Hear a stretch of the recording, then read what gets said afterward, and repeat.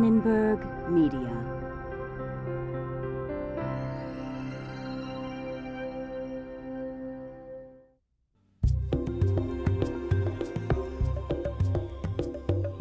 By the National Science Foundation, America's investment in the future.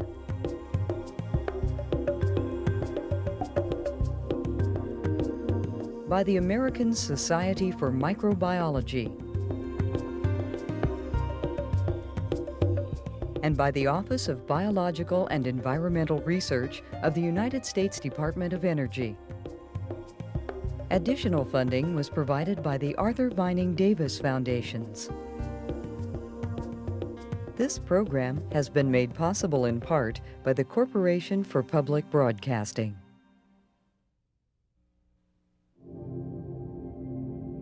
Four and a half billion years ago, hot gases coalesced into a roiling amalgam of elements that would eventually cool and differentiate into what we now call Earth.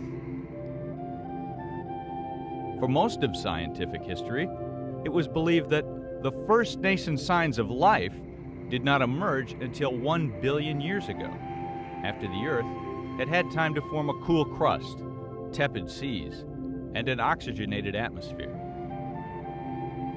But evidence now suggests that life emerged billions of years sooner than scientists had believed possible, under conditions once assumed to be far too hostile to support even the most primitive life. Now, scientists are looking into the primitive pedigree of a microbe to find the answer to the question that human beings have pondered across the millennia. How did life emerge and develop on Earth?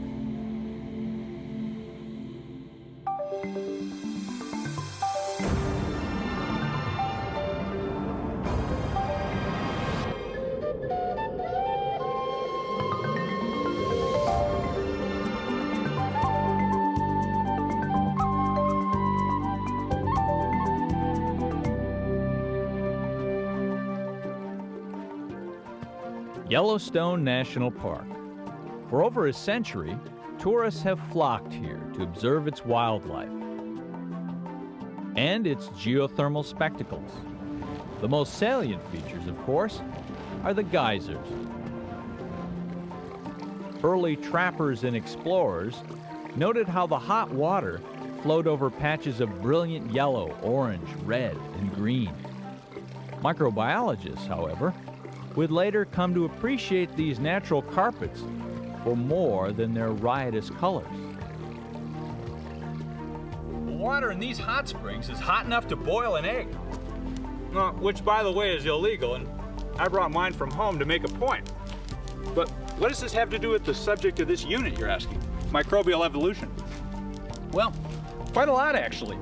Because, unlike eggs, certain microbes do not cook in the boiling waters of this hot spring. In fact, these microorganisms thrive in temperatures that would be lethal to most other forms of life. These high-temperature tolerant microbes are called hyperthermophiles. The hyperthermophiles' abilities to thrive under such extreme conditions suggest to microbiologists a possible link to the earliest life on Earth, billions of years earlier than scientists had believed it could have existed. The main idea behind evolution is the fact that all new species evolve from pre-existing ones. We're going to see how microbes are helping scientists peer back through the mists of time to the very origins of all species.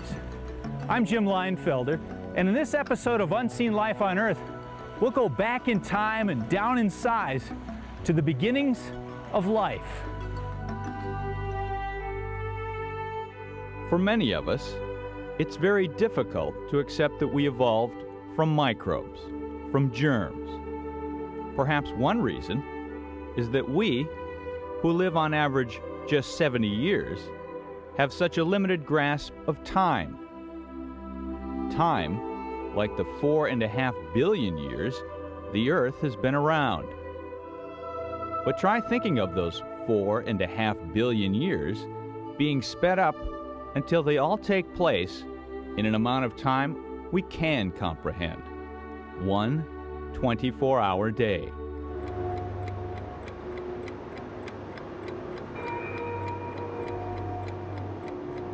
If the history of the Earth were compressed into one day, microbes would be the only form of life on Earth from before sunrise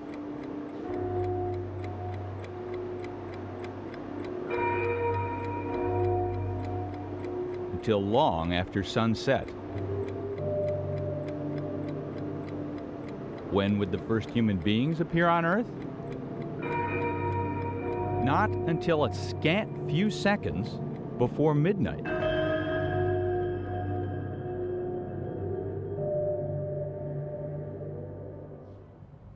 German scientist Karl Stetter is returning for the 10th time to the tiny island of Vulcano off the coast of Sicily. In ancient times, this active volcano was believed to be the gateway to Hades, land of the dead.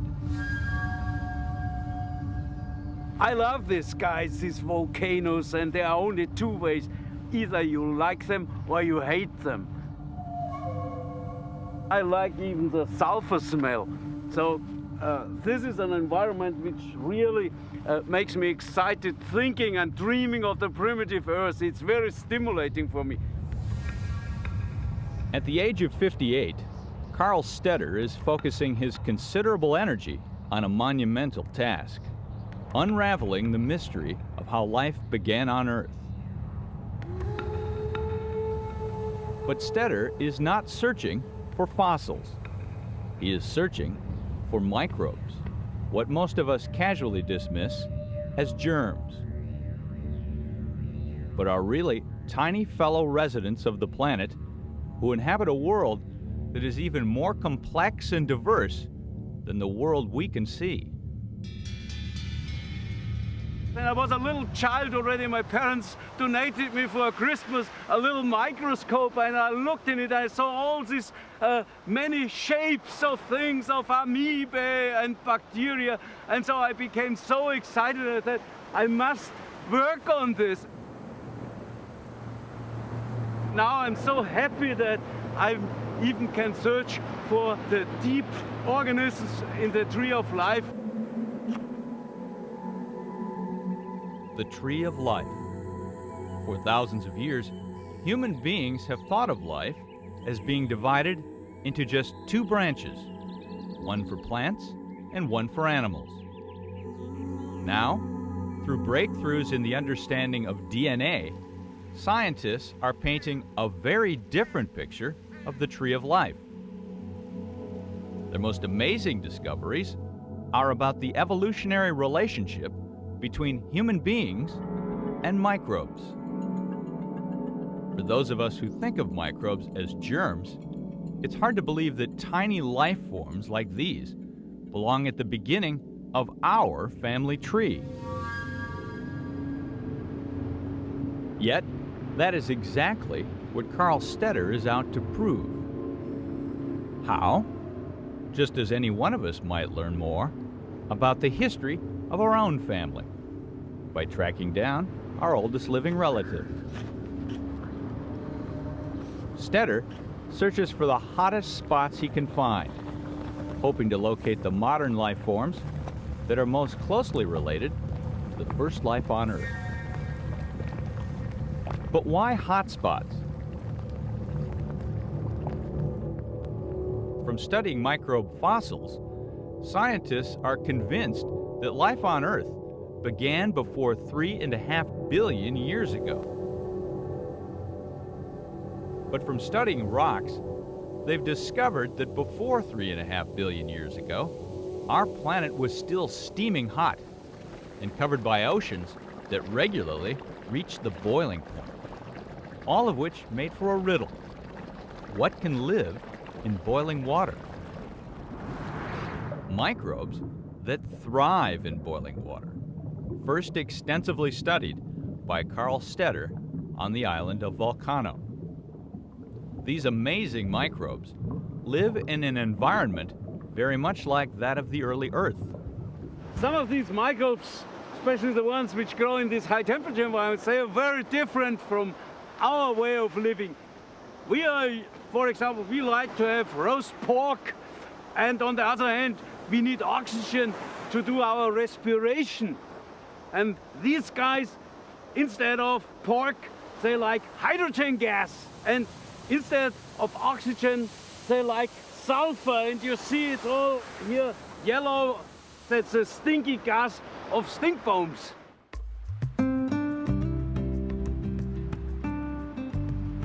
These microbes inhabit such remarkable homes as the boiling mud on the ocean floor near Volcano. The temperature is about 90 to 95 centigrade, so it's really damn hot, this sediment.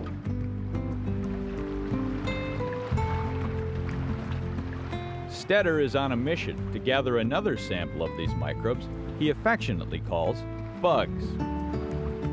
He is particularly interested in a species he named Thermatoga marittima.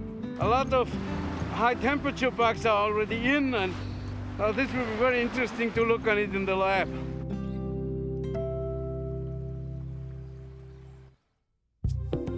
A lot has happened in the intervening billions of years. Life has evolved from simple single-celled organisms to the myriad diversity of life on Earth. Nowhere is that diversity more dazzlingly displayed than in the tropical rainforests that encircle the Earth's equatorial middle. Rainforest environments are a nursery for species diversity, accounting for about 1/3 of all the plants and animals on Earth. But faced with all that variety, when you look at the natural world from a genetic perspective, what is perhaps even more astonishing is the profound sameness of all living creatures.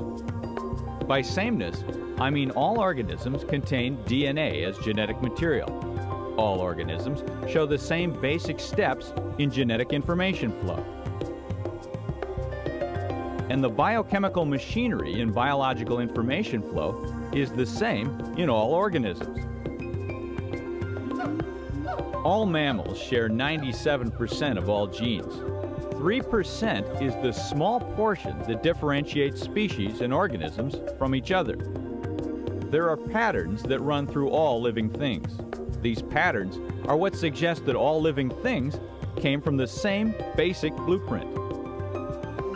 Macrofossils such as the fearsome-looking elasmosaur or this Allosaurus behind me here in hot pursuit of a Stegosaurus can only take us so far back in Earth's history, between 140 and 180 million years ago. Now, as important as large fossils like this are to our understanding of the evolutionary process, they're few and far between and really can only provide an incomplete picture. Microfossils, which are rare, give evidence of bacterial life that existed 3.5 billion years ago. But even this evidence won't take us back to the very origins of life. To get a clearer picture, we need to look further back in time than fossils can take us, into the DNA, through the prism of living cells. One way to think of DNA is as the recipe for producing a particular kind of organism, in the same way that a musical score is the recipe for producing a particular piece of music.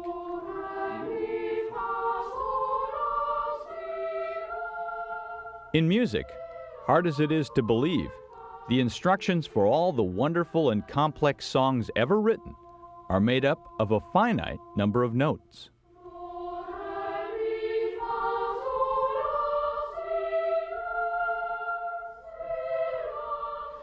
In DNA, hard as it is to believe, the instructions for all the wonderful and complex organisms ever produced, including us human beings, are made up of just 4 different chemicals.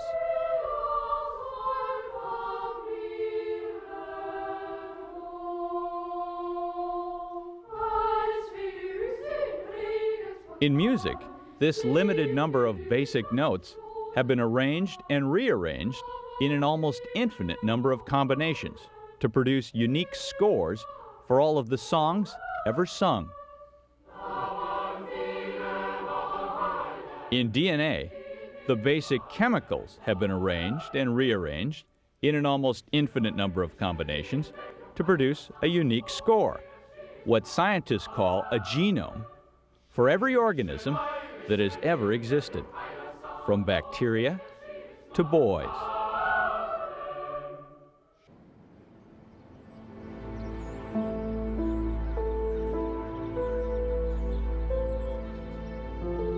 In the 1960s, most scientists believed that creating a new tree of life by comparing the DNA of different species was impossible.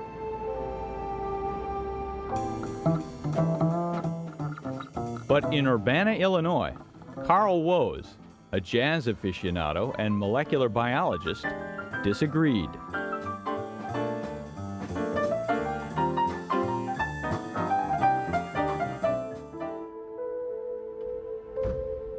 For Woese, creating a tree that showed how life on Earth evolved from the first form of life to the last became an obsession. I knew that this was a jigsaw puzzle that had to be put together. Now, in my case, I emphasize had to be, because I understood that to really be a biologist, to really understand biology, you had to understand where everything came from.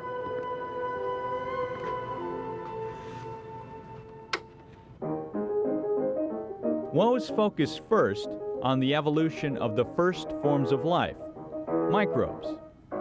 The problem that had stumped everyone else was that when it comes to microbes, you can't tell much about how closely they're related from just looking at them.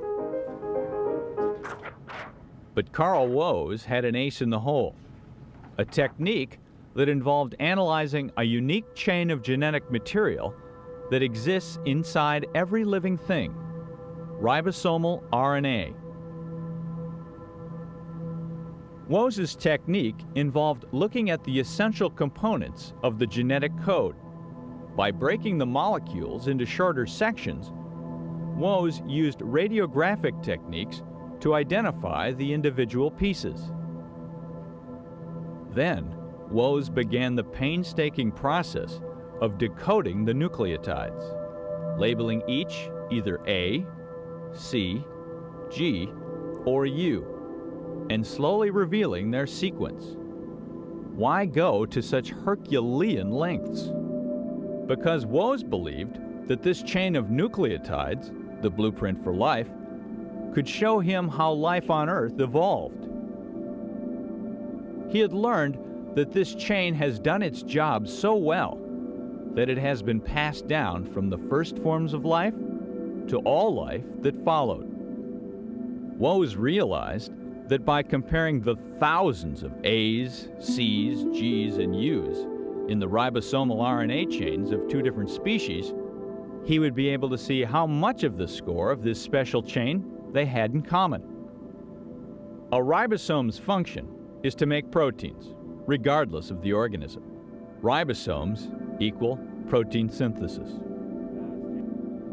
We can safely presume that ribosomes evolved very early because proteins are the building blocks of all living things. Ribosomes themselves are composed of a number of proteins and various types of RNA. What Woese discovered was that the sequence of nucleotides in one of these RNAs varies in different organisms, and that the patterns of differences reflects evolutionary change between organisms. In other words, ribosomal RNA is a document of evolutionary history. The more of the score any two species had in common, the more closely related Woese believed they had to be on the tree of life. And it was indeed just like putting a jigsaw puzzle together. You don't know at all what the picture is, and then you put all these little islands together and you say, oh, here's a part of it. One key to Woese's approach was to search for the places where major new branches of life began by looking for the place where a group of A's, C's, G's, and U's showed up in an order he'd never seen before. It was like only having heard notes arranged to play classical music your whole life, and then suddenly hearing them arranged in a rhythm and blues beat.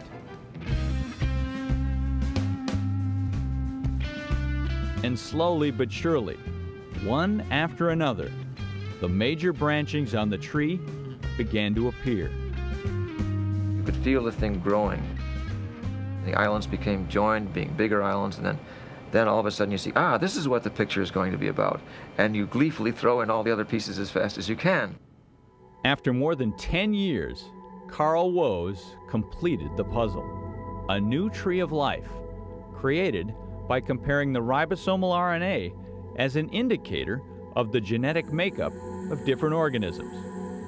When it comes to the branch of the tree that happens to include us human beings, Woese's tree points to a new, very different way of looking at ourselves. The new tree is based exclusively on how similar the genetic instructions of different species are. And the fact is that, just like the scores of country songs are remarkably similar to the scores of rock and roll songs, the scores of plants are stunningly similar to the scores of animals and human beings. And so the Woese tree, far from being just two branches divided between animals and plants, has only allotted animals and plants tiny twigs together out on the end of the branch we share with all visible life.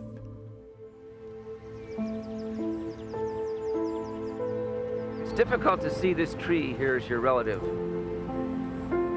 because ever since recorded history almost, mankind has distinguished between animals and plants. These were the two great forms of life, and they were as different could be.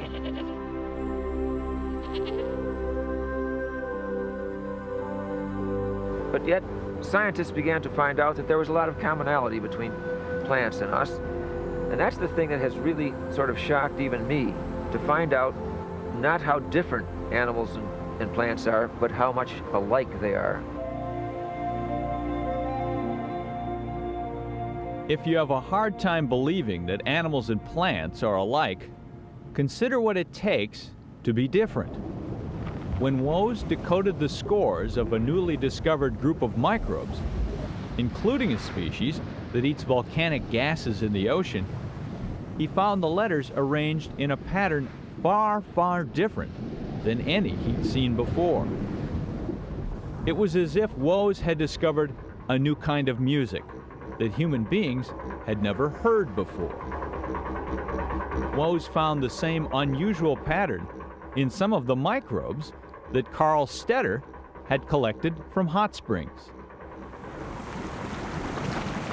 Woese realized that their unusual genetic material made these strange organisms so different from the bacterial branch and from our branch that they had to be given their own branch on the tree of life, which he named the Archaea, for ancient.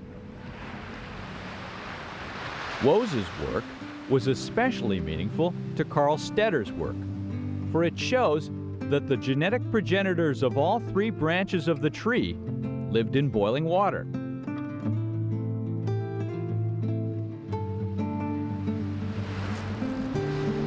Due to the work done by Carl Woese, you can find out where these little tiny bugs are in the tree of life.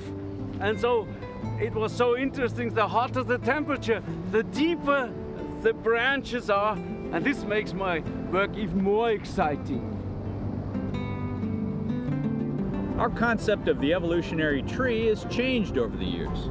By studying microbes and examining genetic material, other scientists have created new, more accurate versions of the tree of life model using whole chromosome data.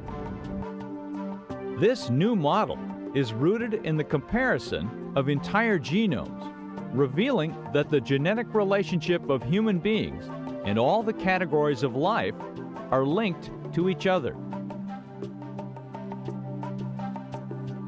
Now that we have the ability to decipher the entire genetic score of an organism, we are in a position to truly understand the evolutionary relationships between all organisms. And this knowledge will allow us to comprehend the scope of the diversity of microbial life, the subject of the next episode of Unseen Life on Earth.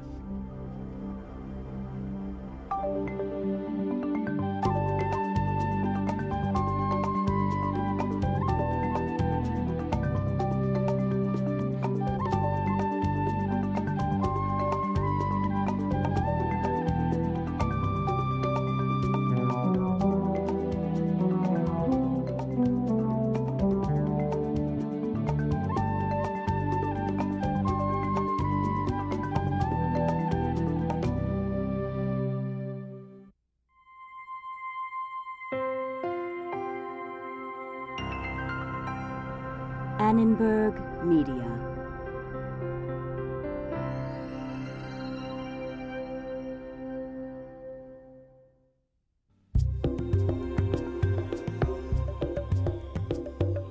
By the National Science Foundation, America's investment in the future.